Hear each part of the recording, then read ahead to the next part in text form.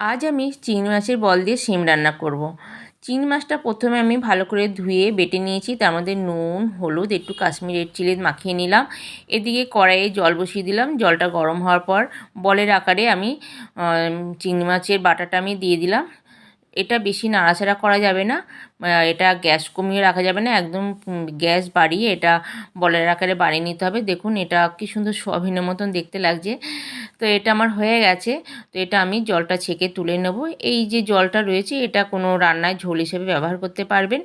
তো এবার জলটাকে চিপে এটাকে আমি ভালো করে একটু ভেজে নেব। এটা রান্নাটা আমি পুরো রান্নাটাই সর্ষের তেলে করব। তো এটা ভেজে নিয়েছি। ভাজার পরে ওই তেলেই আমি জিরে ফোড়ন দিয়ে শিমটা আমি প্রথমে সেদ্ধ করে জলটা ফেলে নিয়েছি। গরম বলে আমি এটা চটকে নিলাম না, এটা আমি হাতার সাহায্যে একদম পুরো ঘেঁটে দেবো। এর মধ্যে মশলা দিয়েছি জিরের গুঁড়ো, একটু কাশ্মীরি রেড চিলি, ঝালের জন্য কাঁচা লঙ্কা, নুন, হলুদ আর স্বাদ মতন একটু মিষ্টি দিয়ে দিয়েছি।